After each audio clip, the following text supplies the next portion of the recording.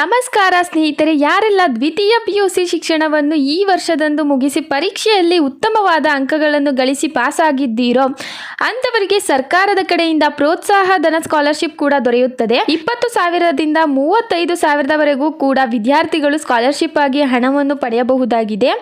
ಯಾವೆಲ್ಲ ದಾಖಲಾತಿಗಳು ವಿದ್ಯಾರ್ಥಿ ವೇತನಕ್ಕೆ ಅರ್ಜಿ ಸಲ್ಲಿಸಲು ಬೇಕು ಎಂಬುದರ ಸಂಪೂರ್ಣವಾದ ಮಾಹಿತಿ ಈ ಒಂದು ವಿಡಿಯೋದಲ್ಲಿ ತಿಳಿಸಲಾಗಿದೆ. ವಿಡಿಯೋವನ್ನು ಕೊನೆವರೆಗೂ ನೋಡುವ ಮುಖಾಂತರ ನೀವು ಕೂಡ ಅರ್ಜಿಯನ್ನು ಸಲ್ಲಿಕೆ ಮಾಡಿ ಸ್ಕಾಲರ್ಶಿಪ್ ಮೊತ್ತವನ್ನು ಪಡೆದುಕೊಳ್ಳಿ. ಪ್ರೋತ್ಸಾಹ ಧನ ಸ್ಕಾಲರ್ಶಿಪ್ಗೆ ಅರ್ಜಿ ಆಹ್ವಾನಿಸಲಾಗಿದೆ. ಈ ಒಂದು ವಿದ್ಯಾರ್ಥಿ ವೇತನವನ್ನು ಕರ್ನಾಟಕ ಸರ್ಕಾರವೇ ನೀಡುತ್ತಿದೆ. ಈ ವಿದ್ಯಾರ್ಥಿ ವೇತನಕ್ಕೆ ಕರ್ನಾಟಕದಲ್ಲಿರುವಂತಹ ಎಲ್ಲ ಭಾರತೀಯರು ಕೂಡ ಅರ್ಹರಾಗಿರುತ್ತಾರೆ.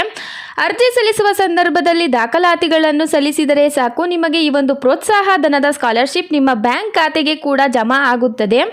ಆ ಹಣದಿಂದ ನೀವು ಮುಂದಿನ ಶೈಕ್ಷಣಿಕ ಶಿಕ್ಷಣವನ್ನು ಕೂಡ ಓದಬಹುದು.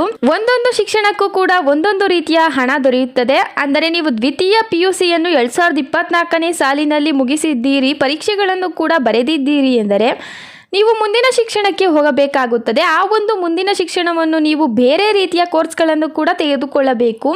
ನೀವೇನಾದರೂ ಡಿಪ್ಲೊಮೊ ಅಥವಾ ಡಿಗ್ರಿ ಇನ್ನಿತರ ಶಿಕ್ಷಣವನ್ನು ಕೂಡ ಪಡೆಯುತ್ತೀರಿ ಎಂದರೆ ಬೇರೆ ರೀತಿಯ ಹಣದ ಮೊತ್ತವೇ ನಿಮಗೆ ವಿದ್ಯಾರ್ಥಿ ವೇತನವಾಗಿ ದೊರೆಯುತ್ತದೆ. ವಿದ್ಯಾರ್ಥಿಗಳಿಗೆ ಇರಬೇಕಾದಂತಹ ಅರ್ಹತೆಗಳಿವು. ವಿದ್ಯಾರ್ಥಿಗಳೇ, ನೀವು ಕೂಡ ಈ ವರ್ಷದಂದೇ 2024ನೇ ಸಾಲಿನಲ್ಲಿ ದ್ವಿತೀಯ PUC ಪರೀಕ್ಷೆಯನ್ನು ಕೂಡ ಬರೆದಿರಬೇಕಾಗುತ್ತದೆ.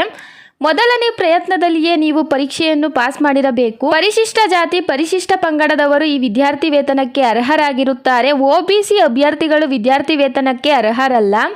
ಆನ್ಲೈನ್ ಮುಖಾಂತರ ಅರ್ಜಿ ಸಲ್ಲಿಕೆಗೆ ಅವಕಾಶವಿದೆ. ಪರೀಕ್ಷೆ 2 ಹಾಗೂ ಪರೀಕ್ಷೆ 3ರಲ್ಲಿ ಪರೀಕ್ಷೆಯನ್ನು ಪಾಸ್ ಮಾಡುವಂತಹ ಅಭ್ಯರ್ಥಿಗಳು ಈ ವಿದ್ಯಾರ್ಥಿ ವೇತನವನ್ನು ಪಡೆಯಲು ಸಾಧ್ಯವಿಲ್ಲ. ಅರ್ಜಿ ಸಲ್ಲಿಕೆಗೆ ಬೇಕಾಗುವಂತಹ ದಾಖಲಾತಿಗಳು ಯಾವುವು ಎಂದರೆ ವಿದ್ಯಾರ್ಥಿಗಳ ಆಧಾರ್ ಕಾರ್ಡ್, 2 ಪಾಸ್ಪೋರ್ಟ್ ಅಳತೆಯ ಭಾವಚಿತ್ರ, ದ್ವಿತೀಯ PUC ಮಾರ್ಕ್ಸ್, 10ನೇ ತರಗತಿ ಅಂಕಪಟ್ಟಿ, ಜಾತಿ ಪ್ರಮಾಣ ಪತ್ರ, ಆದಾಯ ಪ್ರಮಾಣ ಪತ್ರ, ಬ್ಯಾಂಕ್ ಖಾತೆ ಮಾಹಿತಿ. ಅರ್ಜಿಯನ್ನು ಈ ರೀತಿ ಸಲ್ಲಿಕೆ ಮಾಡಿರಿ.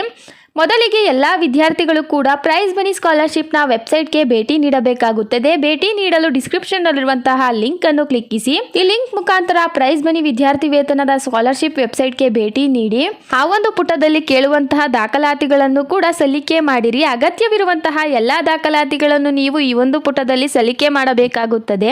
ಎಲ್ಲ ವಿದ್ಯಾರ್ಥಿಗಳು ಕೂಡ ತಮ್ಮ ಫೋನಿನ ಮುಖಾಂತರ ಎಲ್ಲ ದಾಖಲಾತಿಗಳನ್ನು ಸಲ್ಲಿಸುವ ಮುಖಾಂತರ ಅರ್ಜಿಯನ್ನು ಕೂಡ ಸಲ್ಲಿಕೆ ಮಾಡಿರಿ.